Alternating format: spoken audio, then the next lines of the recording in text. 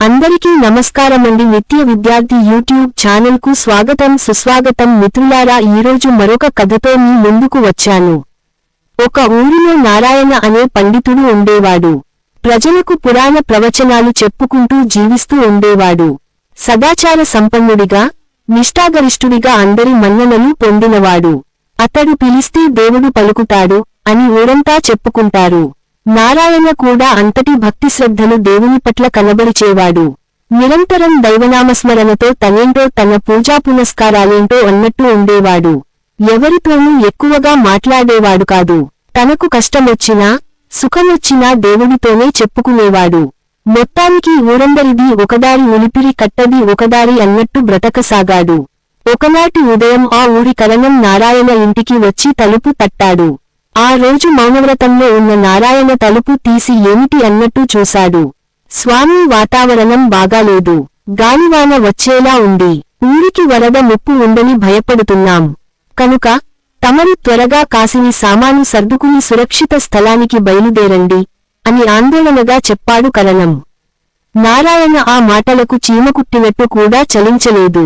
గోడకు ఉన్న దేవుడి పటాన్ని చూపిస్తూ, అన్నింటికీ ఆ భగవంతుడే ఉన్నాడు, భయం లేదు అన్నట్టు సైగ చేశాడు. కరణానికి ఏమీ అర్థం కాక, బుర్రగొక్కుని త్వరగా తెమలండి అనేసి మిగతావారిని హెచ్చరించడానికి వెళ్లిపోయాడు. అద్దెల్లిన కాసేపటికి ఈదురు గాలులతో కూడిన వర్షం ప్రారంభమైంది. చూస్తుండగానే కుంభవృష్టిగా మారింది. చెరువులు, వాగులు నిండసాగాయి. ఊరిజనం ఎడ్లబళ్ళు కట్టుకుని గుంపులు గుంపులుగా ఊరు వదిలి తరలిపోసాగారు. ఒక బండి నారాయణ ఇంటి ముందు ఆగింది. నారాయణ స్వామి, వాన పెద్దదైంది. చెరువు కట్టకి గండి పడేలా ఉంది. త్వరగా రండి పోదాం అని అరిచాడో గ్రామస్థుడు. పూజలో నిమగ్నమైన నారాయణ సమాధానం కూడా చెప్పకుండా దేవుడి పటం వైపు ఓసారి చూసి తిరిగి పూజలో నిమగ్నమయ్యాడు. ఎడ్లబండి మీద ఉన్న జనం మరికొంతసేపు నారాయణ కోసం కేకలు వేసి, వరదనీటి ఉధృతి పెరగడంతో కదిలి వెళ్లిపోయారు. ఊరంతా ఖాళీ అవుతుంది. ఊరు బయట చెరువుకు భయపడ్డట్టుగానే గండి పడింది. నీరు ఒక్కసారిగా ఊళ్ళోకి ప్రవేశించి ఇళ్లను ముంచెత్తసాగింది. నారాయణను ఇంట్లోకి కూడా నీరు ప్రవేశించి క్రమక్రమంగా పెరగసాగింది. అతడు దేవుడి పటం చేత పట్టుకుని రెండో అంతస్తుకు చేరుకున్నాడు. అక్కడ నిలబడి భగవద్ధ్యానం చేయసాగాడు. అక్కడక్కడా చిక్కుకుని ఉన్న జనాన్ని, వీలైతే పశువుల్ని పడవల్లోకి ఎక్కించి తరలించసాగారు ఊరి పెద్దలు. ఒక పడవ నారాయణ ఇంటి ముందుగా పోతుంది. వాళ్ళు నారాయణను చూసి, స్వామీ, రండి పడవలో తీసుకుపోతాం అని కేకలు వేశారు. దేవుడి మీద అపారమైన నమ్మకం ఉన్న నారాయణ అప్పటికీ చెలించలేదు. చేతిలో ఉన్న దేవుడి పటాన్ని వారికి చూపిస్తూ, నాకేం భయం లేదు అన్నట్టు సైగ చేశాడు. వారికి అతడేమంటున్నాడో అర్థం కాలేదు. పడవ వెళ్లిపోయింది. వరద పోటెత్తింది. ఊరు మునిగిపోయింది. రెండో అంతస్తులోకి కూడా చొచ్చుకు వచ్చిన నీరు నారాయణను లాక్కెళ్ళింది. వరద నీటిలో కొట్టుకుపోతూ అతడు ఊపిరాడక మరణించాడు. అలా చనిపోయిన నారాయణను దేవదూతలు పట్టుకుపోయి భగవంతుడి సభలో ప్రవేశపెట్టారు. నారాయణకు తాను చనిపోయిన సంగతి అర్థమైంది.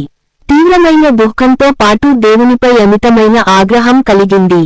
దూతలు అతడ్ని దేవుడి ముందు నిలబెట్టగానే తన అక్కసునంతా వెళ్లగ్రక్కుతూ, దేవుడా, నీవే దిక్కని నమ్మానే, ఆపద్బాంధవుడవని కీర్తించానే, కాని నువ్వేం చేశావు?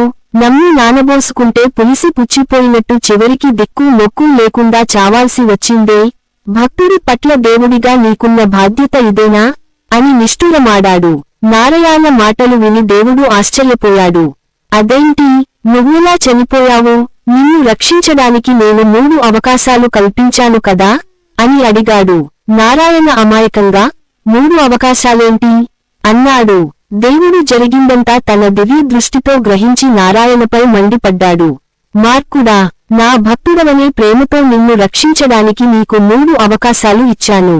ఒకసారి కరణాన్ని పంపించాను, రెండోసారి ఎడ్లబండి పంపించాను, మూడోసారి పడవను పంపించాను. అయినా అవేమీ నువ్వు గ్రహించలేదు. దేవుడంటే కిరీటం పెట్టుకుని, శంకుచక్రాలు పట్టుకుని గుర్రమెక్కి రాడు. నిన్ను రక్షించే ప్రతి అవకాశం దైవత్వమే అని గ్రహించాలి అంటూ తలవాచేటట్లు చివాట్లు పెట్టాడు. నారాయణ సిగ్గుతో తలవంచుకున్నాడు. ఇలాంటి మంచి కథలు కోసం చూస్తూనే ఉండండి నిత్య విద్యార్థి యూట్యూబ్ ఛానల్.